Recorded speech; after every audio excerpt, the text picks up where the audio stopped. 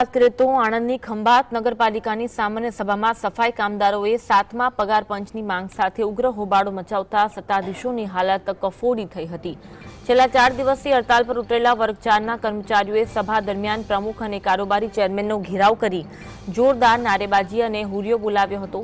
સ્થિતિ એટલી હદે વણસી હતી કે કારોબારી ચેરમેન રાજેશ રાણાએ મોબાઈલ ટાવર પર ચડી નીચે ઉતરીને ભાગવું પડ્યું હતું, જ્યારે પ્રમુખ દિગ્વિજયસિંહ પરમારને પણ રોષે ભરાયેલા ટોળાએ ધક્કે ચડાવ્યા હતા।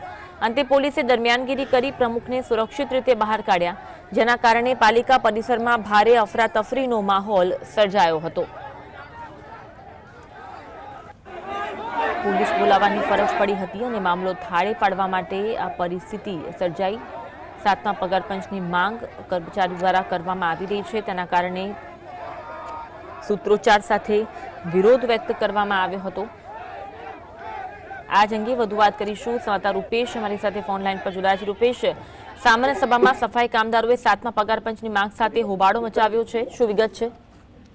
ચોક્કસ આજે આણંદના ખંભાતની જે સામાન્ય નગરપાલિકાની સામાન્ય સભા હતી ત્યારે સફાઈ કામદારો જે વર્ગ 4ના કર્મચારીઓ જે છે એ પોતાની વિવિધ માંગો લઈને આવ્યા હતા। જોકે એક તબક્કે તેમની માંગ જે સાંભળવામાં નહીં આવી હોવાનો જે સૂર વ્યક્ત થયો હતો। દરમિયાન જે છે આ રજૂઆત માટે આવેલા લોકોનો જે ગુસ્સો એક તબક્કે ભડક્યો અને એ ગુસ્સો વધુ ઉગ્ર બનતા પોલીસ સાથે પણ તૂતું મેમે થઈ હતી અને જે ખુદ પ્રમુખ છે એને પણ અન્ય સ્થળે જવા મજબૂર થવું પડ્યું હતું। એટલે જે પ્રમાણેનો ઘટનાક્રમ થયો એ ચોંકાવનારો ઘટનાક્રમ જરૂર કહી શકાય।